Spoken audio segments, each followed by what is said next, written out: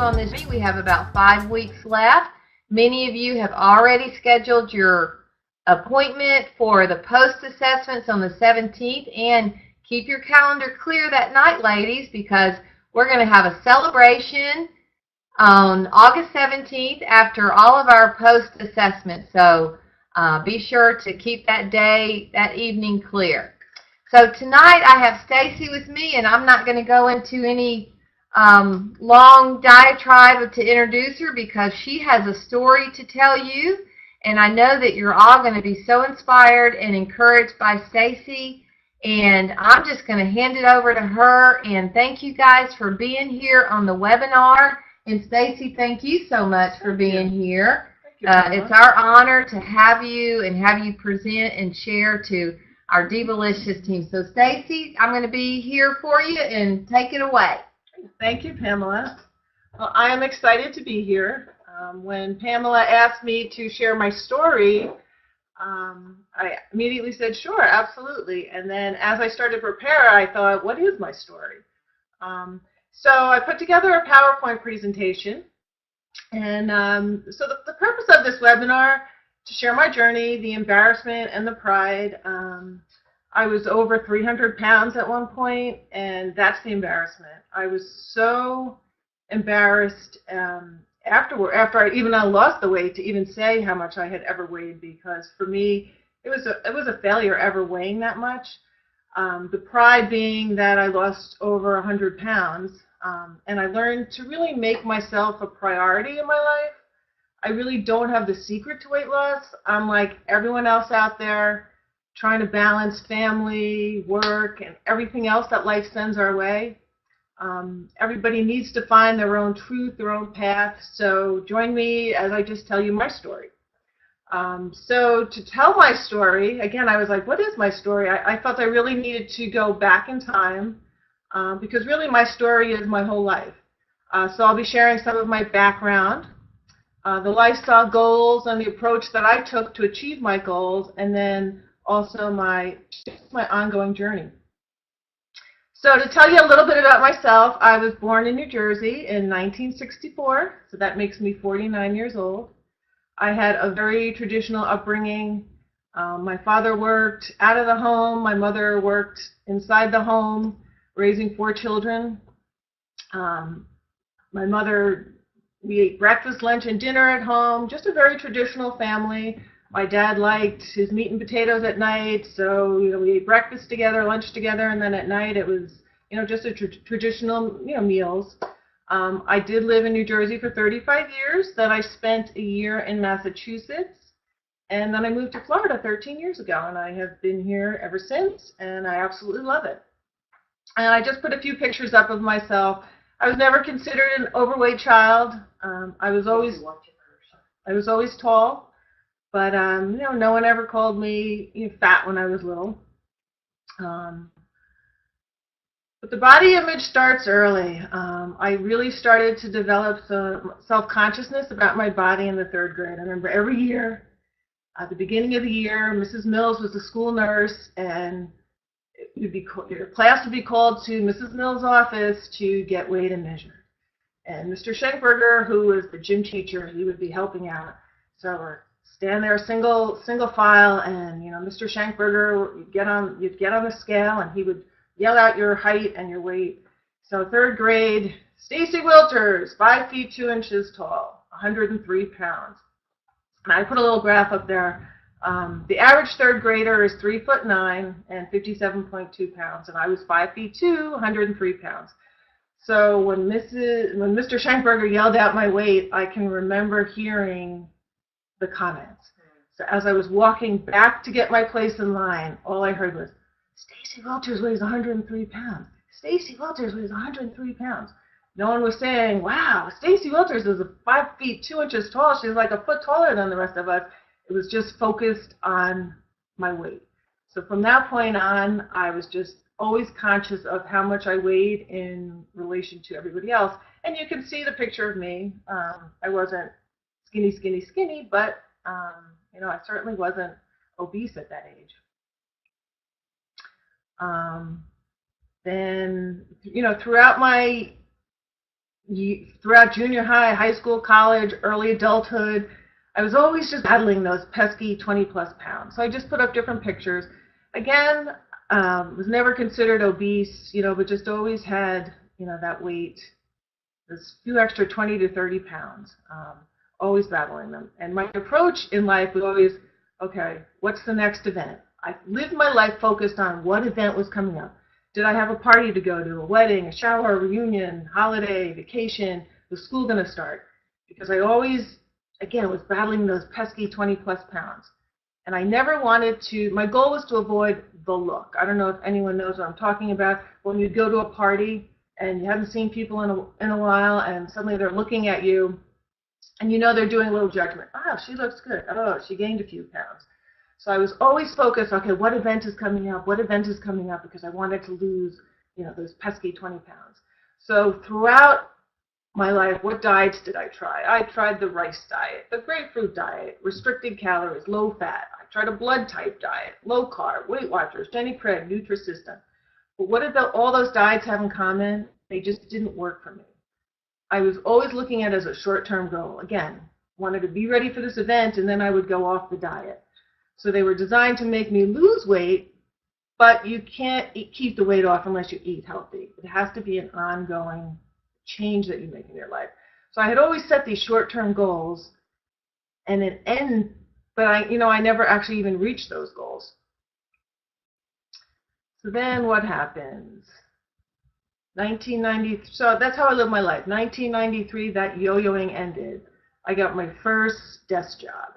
I had spent my whole life basically working pretty physical jobs. I was a house painter in college, so that was very physical. Worked retail, running around all over the place. 1993, I get a desk job, and suddenly I'm sitting for 9 hours a day at a desk, not moving, and the weight started to creep up slowly. And at that point, I wasn't losing weight and gaining, losing weight, gaining. It was just creeping up, creeping up, creeping up. 1999 to 2007, my life got totally out of control. My life was not healthy in any way. I had moved out of New Jersey. Again, I spent a year in Massachusetts and then moved to Florida. My husband had developed serious health issues. I was working long hours. Because of his health issues, he used to do all the cooking at home. He could no longer handle the cooking. He really couldn't do a lot outside of the home. We were always running around doing all kinds of things. He develops health issues. He can't cook anymore. He's in a lot of pain. So basically, we would eat takeout every night. On the way home from work, I would stop and pick up something. And there was no exercise. I would come home, we'd be eating this takeout, and we'd watch TV. So my exercise was basically using the remote control to turn the channels. So what happened is, brings me to 2007. I weighed over 300 pounds. I don't actually know what my actual weight was. My scale went up to 250 pounds. The public scale went up to 300 pounds.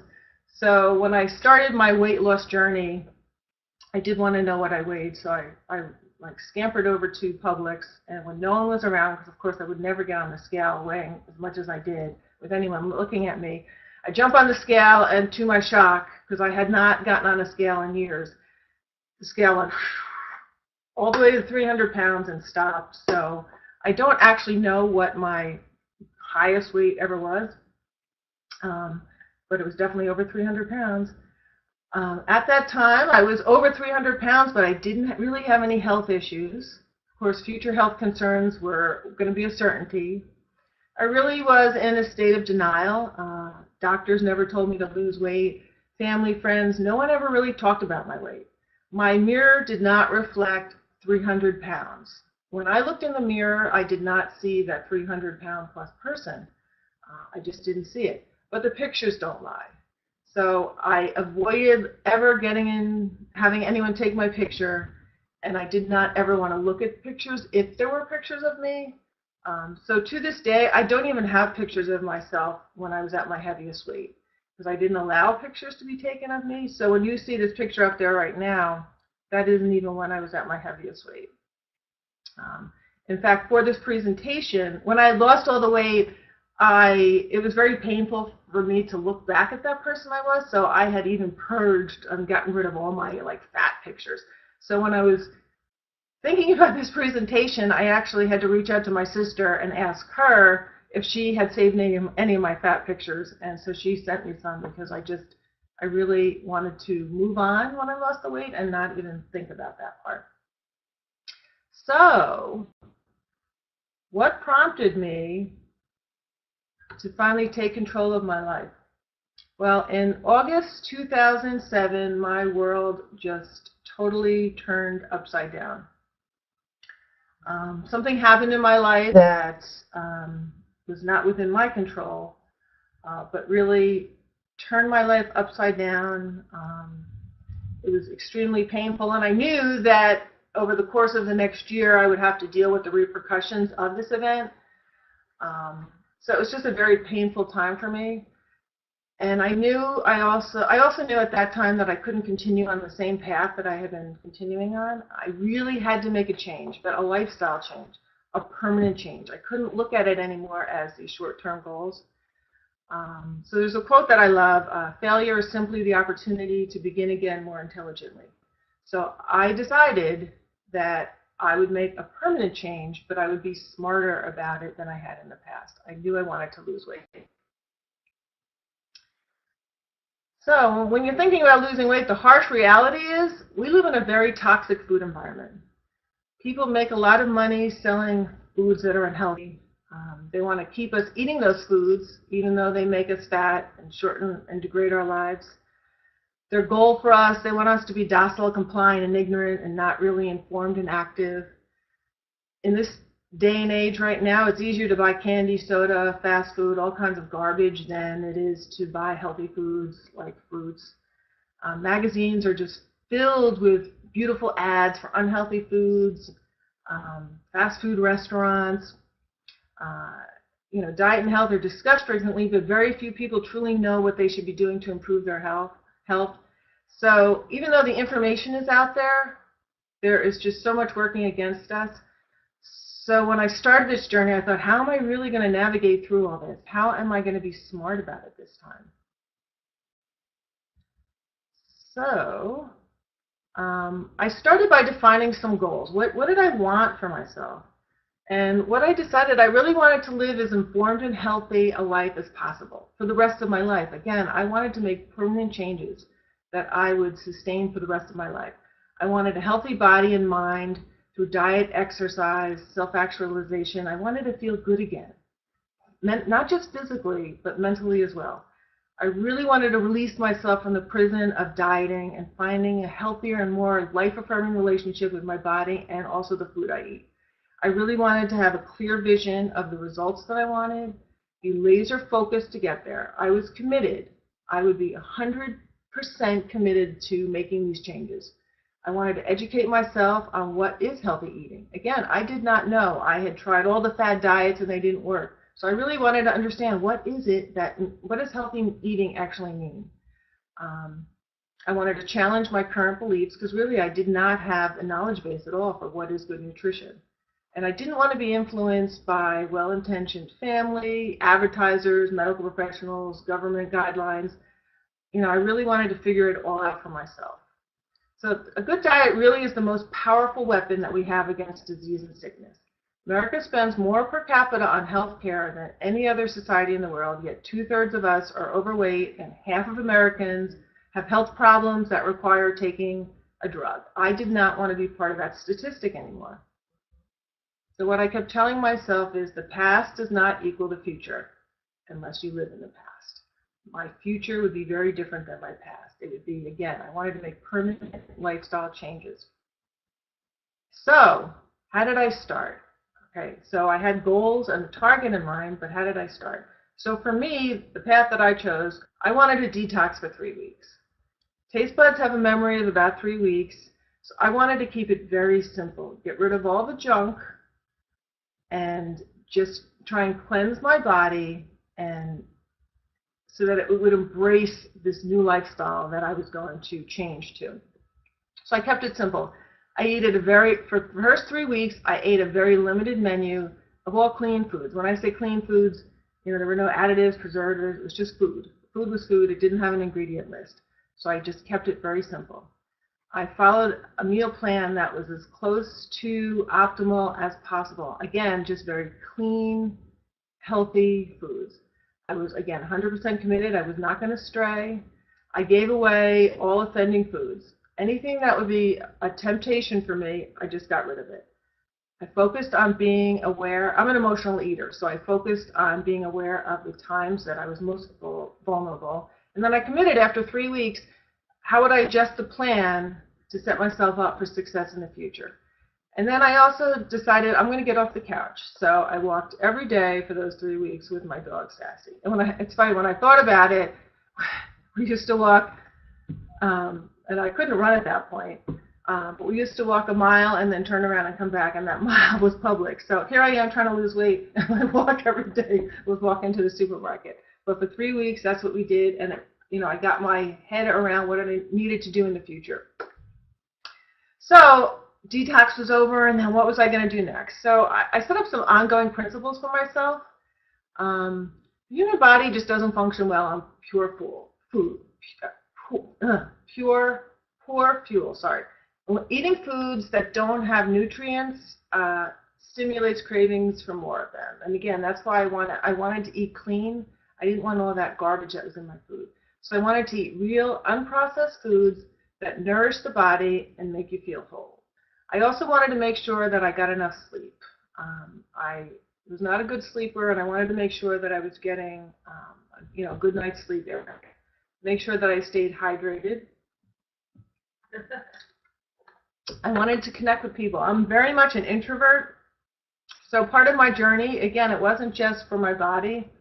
It was for my mental health, my body and my mind.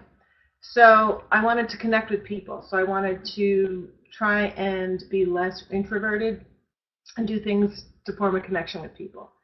And my ongoing principles, again, I wanted to exercise every day. Now, I'm not saying go out and run a marathon every day, but I wanted to do something every day. And I wanted to mix it up. So I wanted to vary my routine to include cardiovascular, strength training, as well as yoga. And again, I'm not saying that every day I do something extremely strenuous. It could be taking my dog for a 2.5-mile walk, going for a yoga class, doing my Fab 50 routine, strength training. But every day I try and do something. So my fuel guidelines that I wanted to follow, and I still do, I eat very clean. I try and eat whole foods, not foods that have a long list of ingredients. That has a long list of ingredients, things I can't pronounce, I really stay away from it.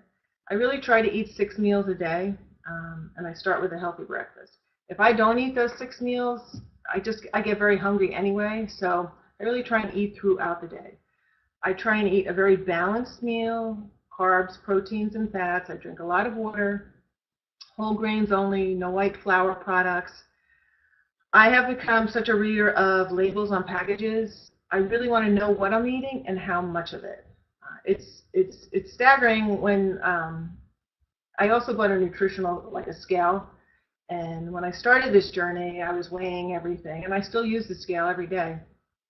But certainly in the beginning, I really used that scale, and I was just shocked at the portions that I was giving myself, just what the calorie counts were there. So it was, again, watching what my portion sizes were. And I planned my weekly menus. So I would prep food on the weekends, and because I worked during the week, and I wanted to be able to come home from work and, eat healthy, but not have to cook for, say, an hour. So I was very regimented, planning my weekly menus, prepping the food on the weekend, and that really helped me stick to my plan. The things I was avoiding was overprocessed foods, chemically charged foods, preservatives, fried foods, artificial sugar, saturated trans fats, sugar-loaded foods and beverages. I try and eat whole fruits instead of fruit juice. I avoid calorie-dense foods with little or no nutritional value. I avoid fast food. I avoid canned, frozen, or boxed foods that have an ingredient list that's a mile long. And when I say avoid alcohol, I love white wine. I just have to watch myself because for me, when I start to drink white wine, suddenly the cravings really kick in, and then suddenly I find myself reaching for things that I don't want to be eating. So I try and avoid it when possible. And then people would ask me, well, how did you balance your food? So this is the program that I followed. And when I tell people that I go for 55% carbohydrates, some people are a little shocked by that. But if you look under carbohydrates, so you see 55%, that incorporates grains and starch as well as fruits and vegetables. And then the list of foods that I have underneath are just some examples of kind of the staples and the things that I reach for the most. Certainly not all-encompassing, but those are the things that I reach for. So I shoot for carbohydrates 55%, protein 20%, and fat 25%. And again, those are healthy fats. I love avocados, different seeds, nut butters, seeds. And then, in the past, I would season with a lot of salt, and I wasn't really tasting the food. So I have worked to really season with spices and sauces, again, that are clean. Since the clinical study has started, I will say I've adopted a vegan lifestyle. So I'm really following the same ratios that are showing up there, but I've just become plant-based. So I followed this plan, and I got to my goal weight, which was the first time that I had ever done that. I had never actually reached my goal weight. So I lost the weight. I was 100% committed to continuing this because, again, it was a lifestyle change. Now what?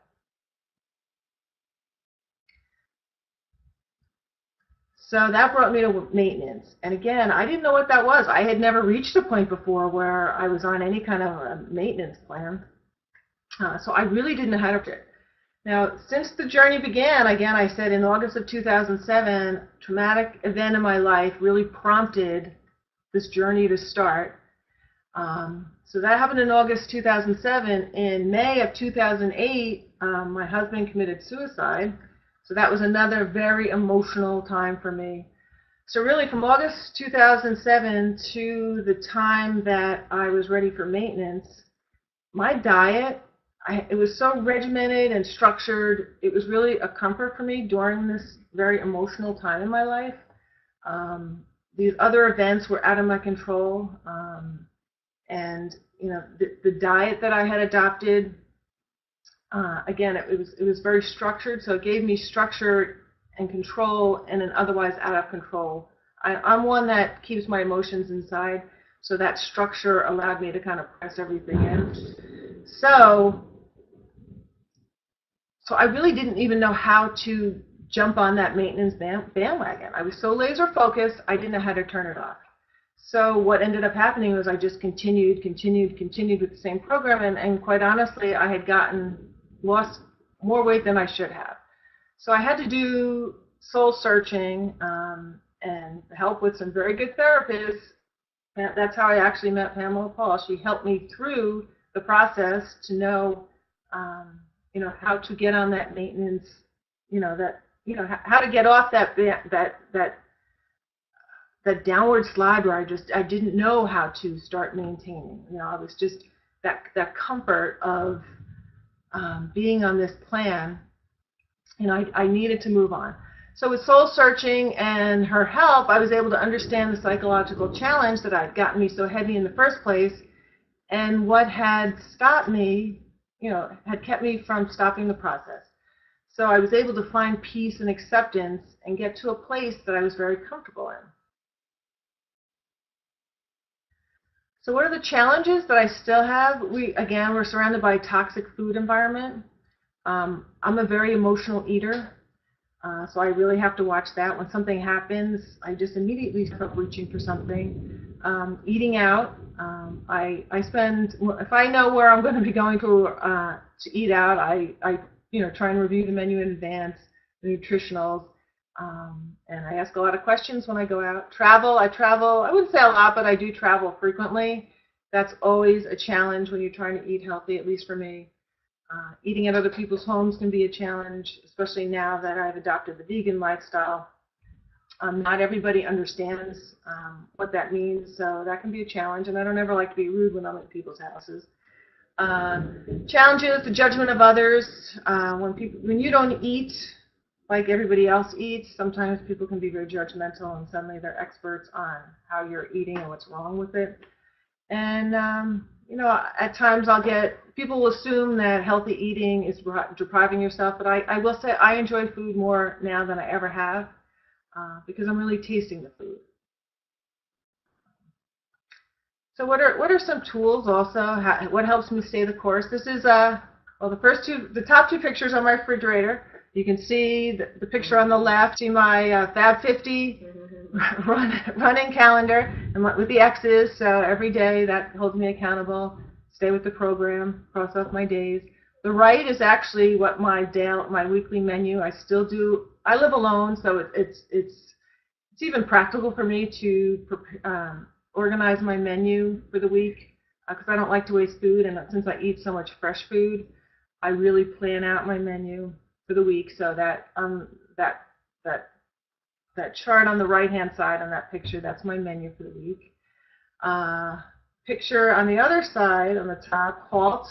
That's something that's posted on my refrigerator, and I look at that when I'm going to reach for something and I don't know why. I ask myself, are you really hungry? Are you angry? Meaning, is this some kind of emotional need that you're trying to fill? Are you reaching for food? Because again, it's an emotional time. Are you lonely, bored? Are you tired?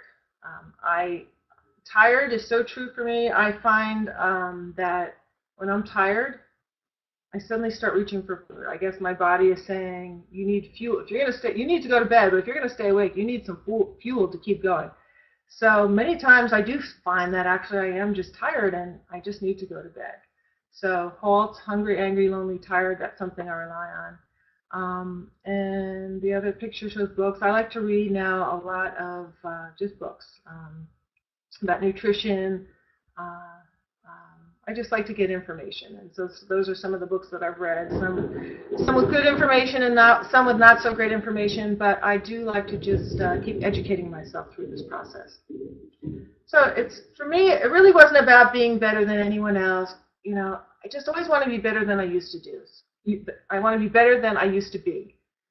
I'm just always trying, again, on this path of self-actualization. What can I do to educate myself, be healthier, and just be a better person for myself, for the people in my lives, for everybody.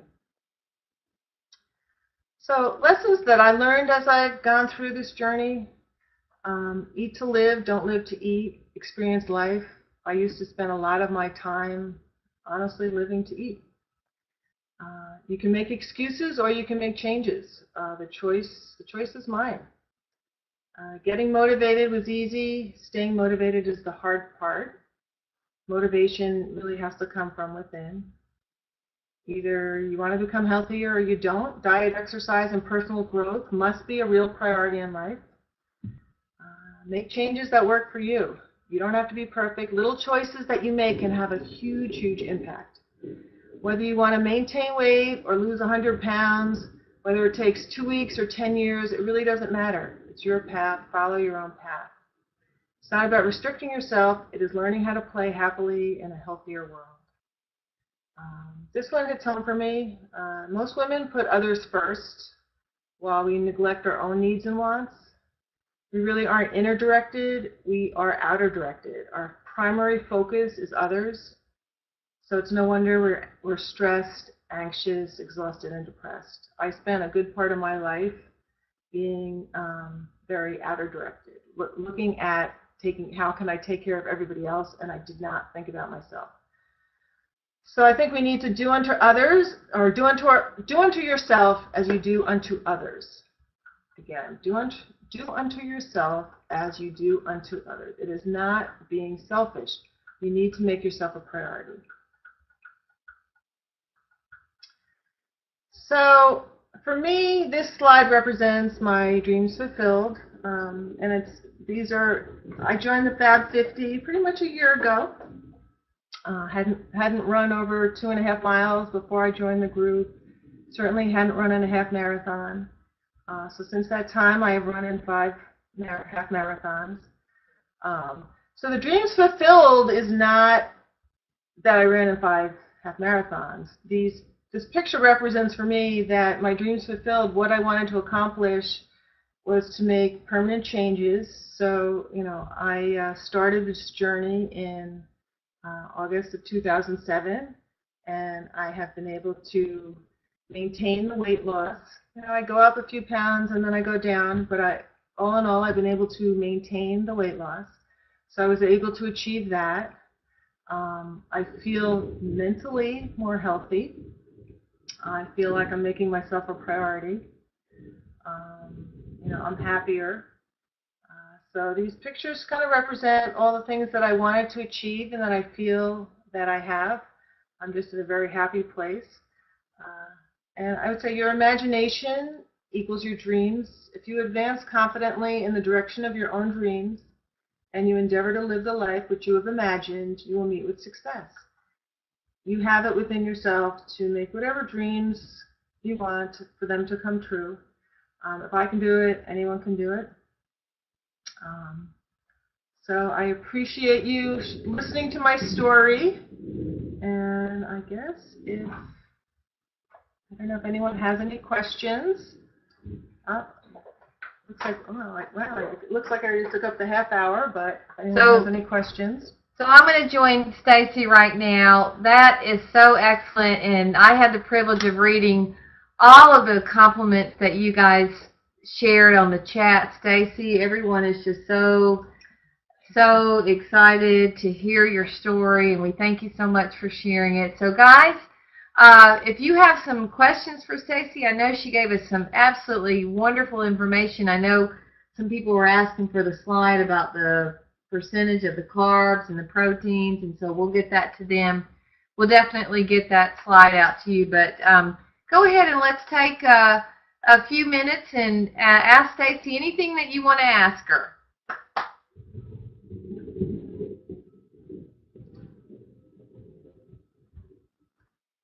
No questions? All right. Oh, no, they're coming. They're coming. I'm used to this. They're coming. The compliments are coming, and I know she was so comprehensive, but you can see people are typing their questions. The slides were great, so would you guys like some copy of the slides? Oh, how do I fight the fast food urges?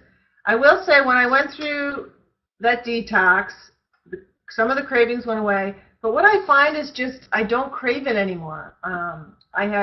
My taste buds have just changed so much that once you start eating clean foods, you're not eating that processed foods, I can say I just don't even crave it. The thought of even like going into McDonald's makes me sick. I have not been, aside from maybe taking my nieces and nephews, I haven't eaten a fast food meal in years. It's not something that I even want to eat anymore. It just doesn't, I have no taste for it.